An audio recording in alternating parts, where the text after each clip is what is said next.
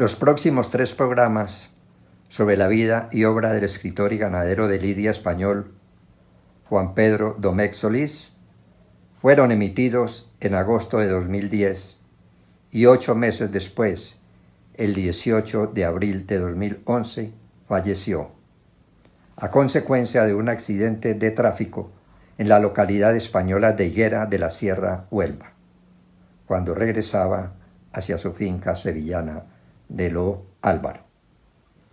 Es así como Tendido de los Astres ha querido rendirle a Juan Pedro Domecq Solís un homenaje póstumo en febrero de 2025. Después de 3 programas sobre la Feria de Sevilla, nos trasladamos durante las próximas semanas a la ganadería de Juan Pedro Domecq Solís, finca Lo Álvaro, ubicada en el municipio de Aracena, provincia de Sevilla, España.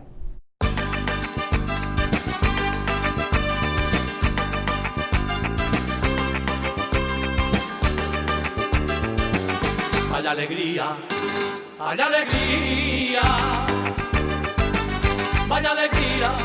Aracena, ciudad que da nombre a la sierra y al parque natural, es uno de los espacios protegidos más importantes de Andalucía. Vaya alegría, ya se encienden las luces que el pueblo ría, ya comienza la fiesta de Andalucía. De Andalucía, de Andalucía, se olvida la saeta por los balcones y se aleja la... Su gastronomía es rica y variada, ocupando un lugar protagonista los derivados del cerdo ibérico, jamón de bellota, solomillo, secreto, presa, caña de lomo, morcón, etc. Otros platos representativos de la sierra son las migas, los revueltos de espárragos, gazpacho, queso de cabra y una excelente repostería. Guitarra, que se alegre las palmas a compás. Ay, que a gusto yo voy a cantar con mis amigos que están conmigo, que no nos falte. Su casa es todo un museo sobre la obra taurina de la familia Domecq Solís, atiborrada de carteles, cuadros, fotos, cabezas de ciervos, toros y un mobiliario sobrio y bien conservado.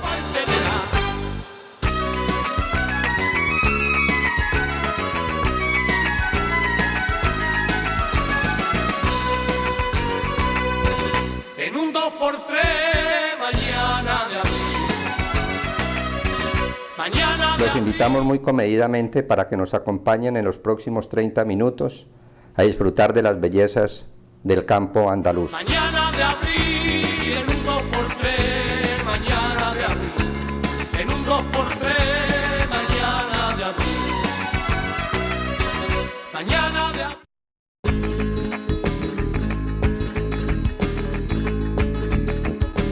Bajo la dirección de Juan Pedro Domecq y Díez, compran la ganadería de Ramón Mora Figueroa, formada con la ganadería de García Pedrajas y sementales del Conde de la Corte.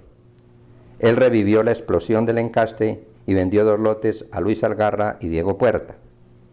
Después de la muerte de mi padre, yo había sido administrador de mi padre desde el año 1965-64 y le ayudaba en el quehacer de la ganadería, aunque él era el que la dirigía absolutamente personalmente. Yo toreaba desde los 12 años en los tentaderos, compartiendo cartel con los toreros, cosa que me ha ayudado mucho en mi vida como ganadero para entender muy bien, mucho mejor para mí al toro y a su embestida. Y mi padre tenía la costumbre de que después de tentar una becerra llamaba al que la había toreado para preguntarle qué es lo que había sentido delante de ella.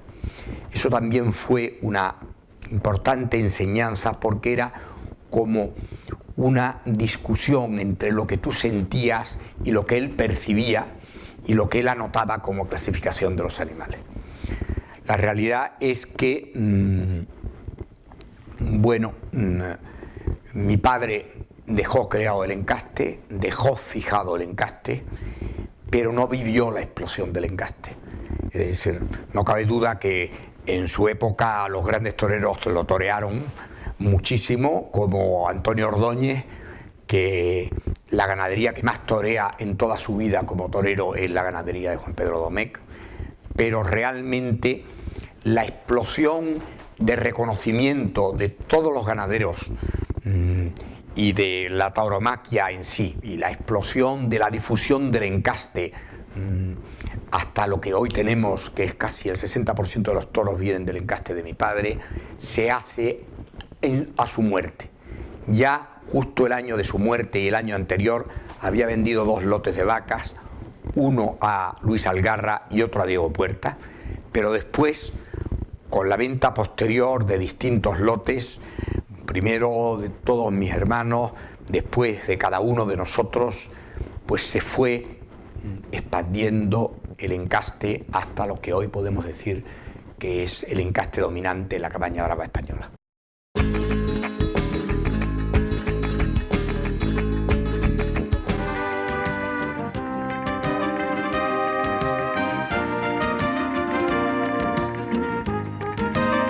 Como sabemos, el toro bravo es en extremo perezoso y apenas se mueve si no se le incita a hacerlo. Pero debido al enorme esfuerzo que debe realizar en el ruedo, es conveniente que realice una actividad sistemática. Cada ganadero utiliza los métodos que estima más adecuados para ejercitar a sus toros. En algunas fincas, incluso se ha diseñado una especie de pista de entrenamiento que ha dado en llamarse tauródromo, cuyo objeto es fortalecer a los animales para evitar la flojedad de remos que algunos de sus hermanos manifestaron en la plaza.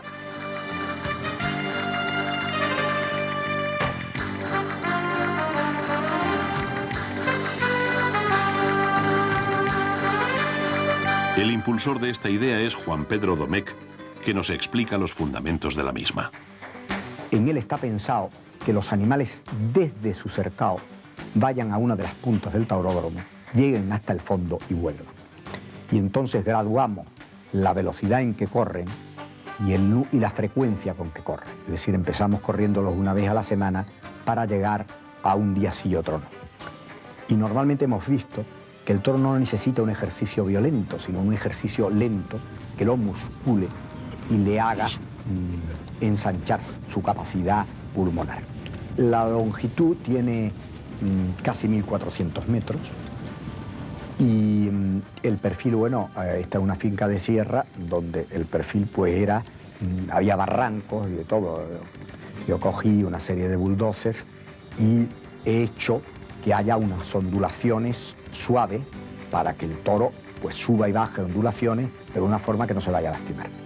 Y después yo creo que otra cosa importante en este terreno, en otros no, es que le he echado casi 200 camiones de arena porque el animal, si no, se estropearía las pezuñas en el verano, porque el terreno se pone tan duro que se quedarían cojos todos. Entonces están corriendo como en una pista de carreras de caballos de arena. Y claro, están corriendo en un suelo donde es un esfuerzo el correr. Por eso no tienen que correr deprisa, lo que tienen es que hacer fondo, porque el toro lo que necesita es durar casi 20 minutos, que es la lidia de un toro de hoy corriendo, que desde luego no es la lidia de un toro de antes.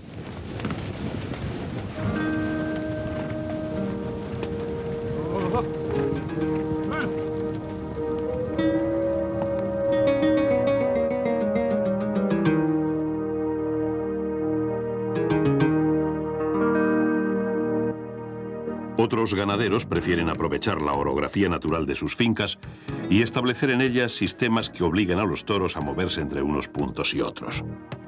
Por ejemplo, estos toros de Arauz de Robles necesitan subir y bajar diariamente una empinada ladera para ir desde donde tienen el pienso hasta el río en el que beben.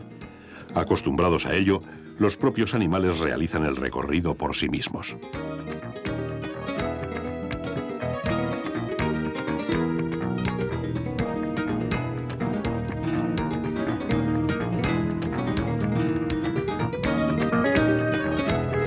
Una práctica que también se realiza es pasear a los toros desde el lugar de su querencia hasta otras zonas de la finca relativamente alejadas. Aunque el paseo constituye un ejercicio más suave, el instinto de los toros les lleva a realizar a un ritmo más rápido el recorrido de vuelta que el de ida. Este tipo de movimientos se lleva a cabo no solo con los toros adultos, sino también con los novillos.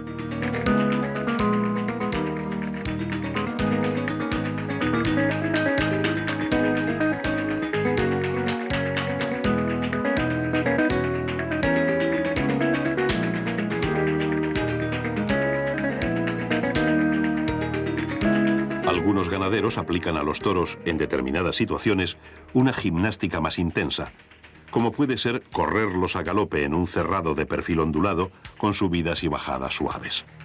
Esta puede entenderse como la última fase de un entrenamiento progresivo para los animales, ya de cara a su cercano compromiso final.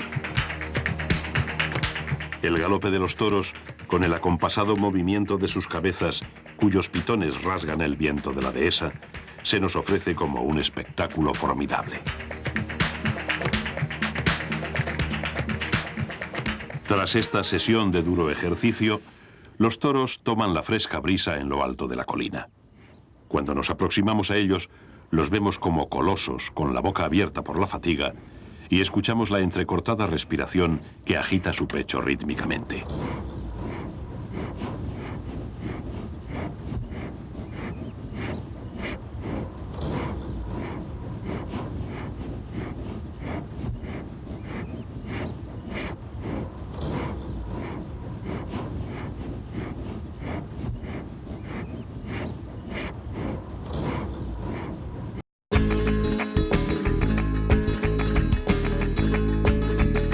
¿En qué momento usted se separa de la ganadería de Jandilla?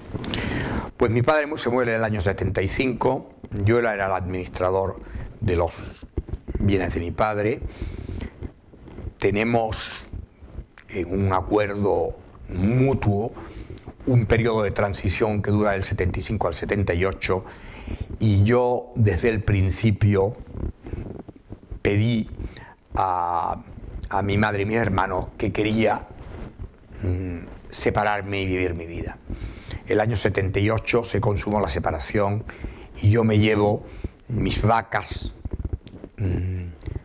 con unos machos que había tentado y con la posibilidad del resto de los machos que se habían quedado en Jandilla a la finca de los Álvaros y empiezo realmente mi devenir ganadero de una forma separada, aunque yo no había estado separado de la ganadería desde el año 65 y no me separé en absoluto de la transición del 75 al 78. Yo, por lo tanto, me considero que en las decisiones tomadas y en la separación como se hizo, pues tuve que ver con la ganadería desde el año que murió mi padre. Y hay una cosa que sí quería añadir a esto, y es que a mí me importan tanto las familias que constituían la ganadería, que yo hice un sorteo muy curioso. Solo me llevé vacas, no me llevé ningún macho, y sorteé, hice tantos lotes de 4 vacas, que fueron 80 y tantos, para llevarme siempre una vaca de cada origen y poder con ello volver a reconstruir toda la riqueza genética que la ganadería tenía.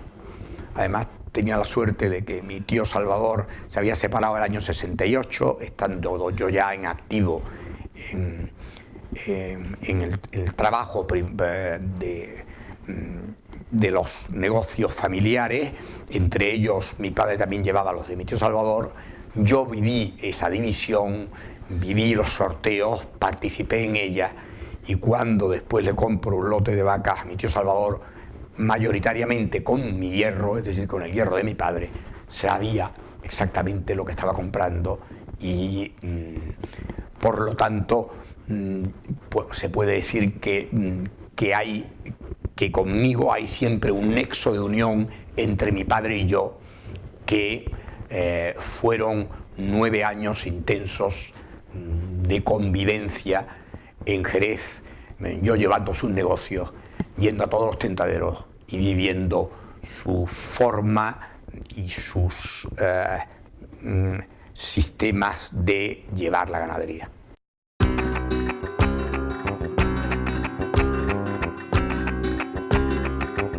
¿Por qué te llamas Rocío? Tu nombre que bien me suena. Tu nombre que bien me suena. ¿Por qué te llaman Rocío? Tu nombre que bien me suena. ¿Por qué te llaman Rocío? Tu nombre que bien me suena. Tu nombre que bien me suena gloria bendita. Ya canté por las arenas y a soles de campanilla con risas del río quema. Al tamborí, ya canté por las arenas porque te llaman Rocío. Tu nombre que bien me suena. Pero hay alguien al que no puede olvidar, dice Juan Pedro, es Pepe Ojeda, conocedor de nuestra ganadería, gran garrochista y extraordinario jinete. Otra persona especial en este aprendizaje fue Manuel Brasa. Pues Pepe Ojeda es el mayoral de la ganadería prácticamente desde que mi padre se hace cargo de ella. Es un hombre que viene de la ganadería de Urquijo y es un grandioso caballista. Él enseña a mi padre, a sus hermanos, el acoso y derribo, y yo creo que también sus primeros pinitos a caballo. Después mi tío Álvaro lo desarrolla infinitamente, pero nosotros le debemos a él la gran afición que hemos tenido al caballo, y yo aprendí de él todos los trabajos que puede hacer alguien que cuida un toro. Es decir, yo he hecho en mi juventud todas las labores que podía hacer un vaquero, desde el coger una vaca en el campo, al herrado, al acoso y derribo, al apartado de las reses, al apartado de los toros, todo lo que puede considerarse que hace un vaquero. Y yo creo que esa formación me ha ayudado también mucho en mi desarrollo después como ganadero, y eso, el principal instructor, podemos decir, que de esa parte vaquera, es decir, fue Pepe Ojeda, y su ayudante, el vaquero, el fundamental, el segundo de a bordo de la ganadería, que se llamaba Manuel Brasa.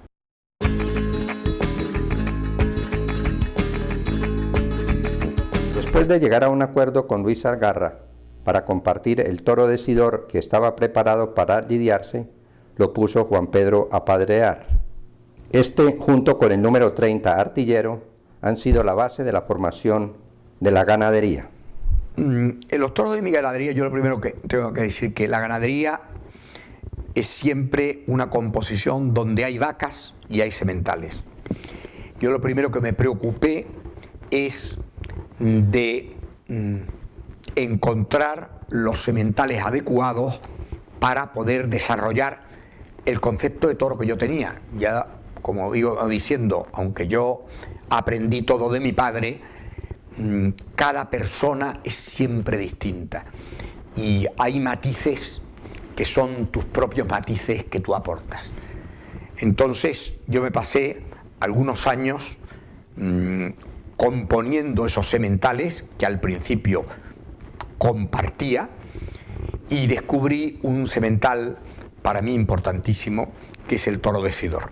El toro de Sidor es un hijo del 105 Rancherito, uno de los grandes toros que deja mi padre antes de su muerte, hijo de una vaca muy antigua, con la cual llevaba 2 cruces de vacas viejas, y que lo había comprado en el vientre de la madre Luis Algarra. Yo, buscando un hijo del 105, lo encontré y le propuse a Luis Algarra que él tenía un animal que a mí me interesaría y que yo se lo cambiaba porque él sacara un toro dentro de mi ganadería. Él me contestó: yo sí tengo algo así, Juan Pedro. Yo no lo sé, tú lo sabes, pero es mejor que vayamos a medias. Y así lo hicimos. Y el de Sidor es para mí la columna vertebral de mi ganadería.